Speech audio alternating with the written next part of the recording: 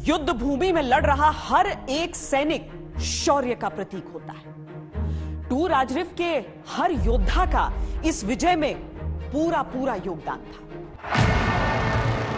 घायल होने के बावजूद दिगेंद्र को एहसास था कि चोटी पर तिरंगा लहराना है तो अनवर खान को मार गिराना ही होगा। अब वो सीधा मेरे पर डाई मारी, मैंने वो डाई उसका हाथ इधर और मैं LMG छोड़ी उसका ये पकड़ा यहाँ से सीधा ऐसा कैसा टेटुआ, वो ये पकड़ दिया, हिंदुस्तानी मुझे छोड़ दे। मगर तू तो बोला मैं पठानी का दूध पिया, छुटवा किस लिए, दबा ले मगर छोड़ दे मुझको। तो उसका टेटुआ दबाया, लोग दमपटी होते और नीचे काफर मुझे छोड़ दे।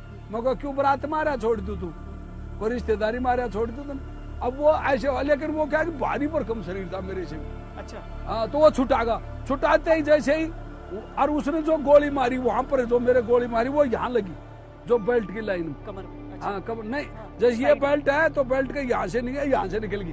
वो जैसे कोई सी पेट का ऐसे छोतरा हड्डी का थोड़ा सा छोल लेगी, ऐसे टूटी टाटी कुछ नहीं, वो ऐसे ही मतलब छोल के लेगी बेल्ट की लाइन में, यहाँ लगी, यहाँ से ऐसे निकली, कहने मतलब इस साइड में। तो अब वो गद्दम पट्टी हुआ मैं, अब वो पाकिस्तान की तरफ जैसे ही भागना शुरू किया, मैं खड़ा हुआ तो ये टांग मेरी लड़खड़ा गई, ऐसी बुरी तरह लड़खड़ाई। मैं मगर धोखा, मैं एक टांग दोनों हाथ टेके और टांग टेके उस पर डाई मारी सीधी ऐसी, बंदर की तरह डाई मारी ऐसी, और डाई मारी उसका कड़ पर पड़ा, पड़ते वो नीचे पड़ते वो ऐसे ढाल में गया नीचे जाते। मैंने वो कमांडो डाइगर काटा फिर। अच्छा। वो कमांडो डाइगर काटा, काटते मतलब उसका सिर पकड़ा, सिर गच बटाया, बटाते बोले आ, फिर बाद मेरे दिमाग में आई मुंडी काट ही ले मुझको। सवेरा हो चुका था।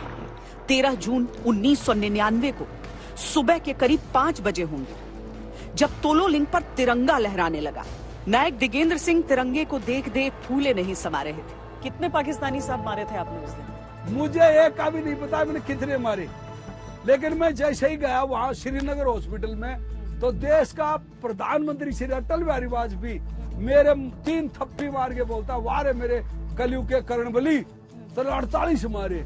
ग्रेनेड से जो मरे वो 48 थे, और मेरे साथियों गोलियों से मारे वो अलग थे। तकरीबन 17-80 आदमी उस तोलो लिंक पर मारे। पूरी कंपनी खत्म करी थी वहां पर। पाकिस्तान की 5 नॉर्थ लाइट इन्फेंट्री की एक कंपनी थी, उसको पूरी को खत्म किया गया। आज भी दिगेंद्र के शरीर में उन गोलियों के निशान उनकी वीरता के सबूत के तौर पर मौजूद हैं। पलट कर देखते हैं तो यह मिशन असंभव था, पर देश के लिए यही होता है जवानों का पूर्ण समर्पण। अपनी जवानी, अपना जीवन, सब देश के नाम कुर्बान।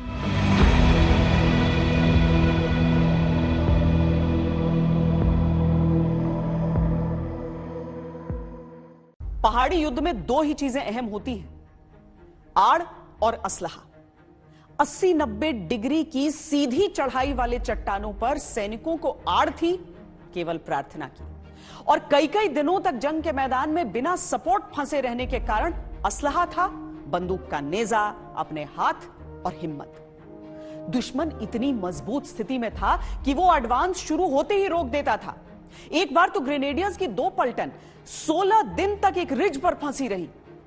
तोलो लिंक पर नियंत्रण मुमकिन हुआ था अनगिनत बलिदानों से।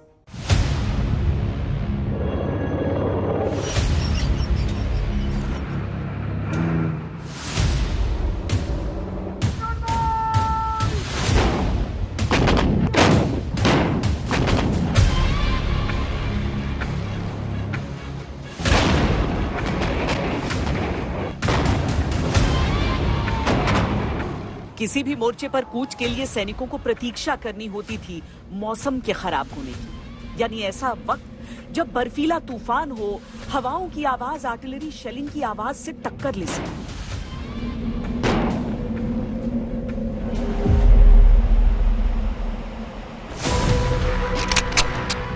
ऐसा वक्त जब तापमान -10-20 डिग्री तक गोते लगाए ताकि दुश्मन बंकर में छिपने को मजबूर हो जाए और आगे बढ़ते सैनिकों को देख न पाए। पर ऐसा मौका बार बार मिलता नहीं, और सैनिकों में मुहिम को जल्द खत्म करने का जज्बा भी तो रहता है। ऐसे ही एक दिन आवेश और आवेग में ग्रेनेडियर्स की एक कंपनी की अगुवाई करते हुए मेजर अधिकारी तेजी से आगे बढ़े और दुश्मन के 15 मीटर के दायरे में पहुंच गए। दुश्मन ने अपनी बंदूकों का पूरा जोर उस टुकड़ी पर लगा दिया, जैसे कोई दैत्य निरंतर आग उगल रहा हो। असलहा खत्म होने पर भारतीय सैनिक पाकिस्तानियों से गुत्थम गुत्था की लड़ाई में भी डटे।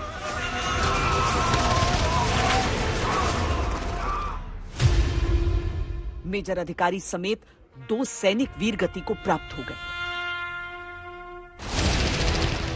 गोलीबारी इतनी भीषण थी कि सैनिक अपने शहीद साथियों के शव भी नहीं उठा पा रहे थे।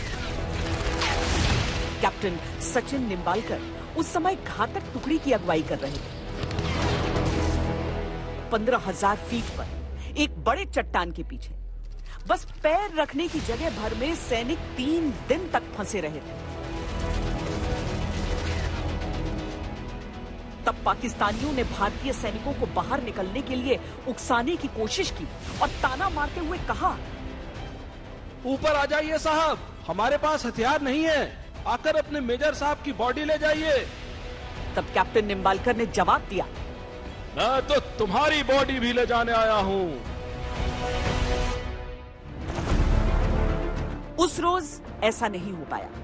वीरगति को प्राप्त हमारे सैनिकों के शरीर वहीं रहे।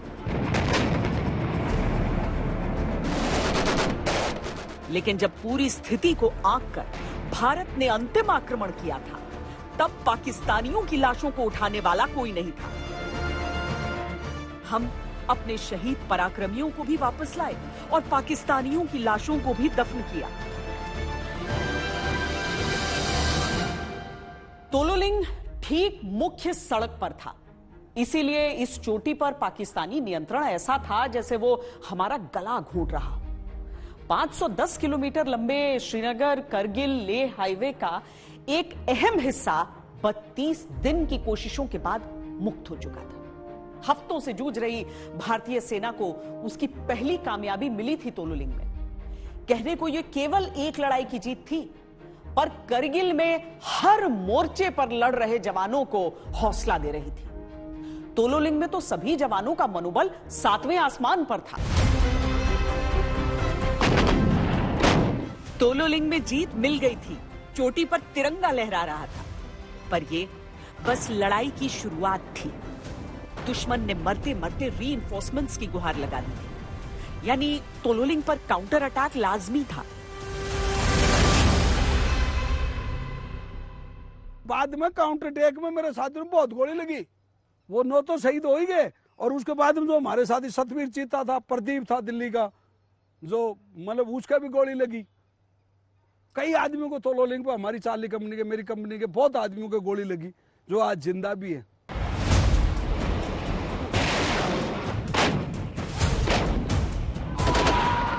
तोलोलिंग पर नियंत्रण मजबूत रखने की आवश्यकता थी, और वो भी तेज गति से। 12 जून को तोलोलिंग जीतने के बाद 13 जून की सुबह तक राजपुताना राइफल्स के जवानों ने तोलोलिंग से करीब 100 मीटर दक्षिण पश्चिम में स्थित बर्बाद बंकर को हासिल कर लिया था। अब तक हमारी बोफोर्स तोपें पहुंच चुकी थी और बोफोर्स से तोलोलिंग को कमजोर करने के लिए बहुत जरूरी था कि वहां पे हेवी सेलिंग कराई जाए। तो क्रेस्ट के अंदर आर्टिलरी का इफेक्ट फायर डालने के लिए वही एक ऐसी जगह थी, वो एक बंकर था जहां पे इफेक्टिव फायर आरटी के गोले वहां ज्यादा गिरे थे, जिसकी वजह से वहां सारा बर्बाद हो गया। इसलिए हमारी यूनिट ने ही उसका नाम बर्बाद बंकर रखा और उसी का रेफरेंस देकर के आगे की लड़ाई लड़ी गई।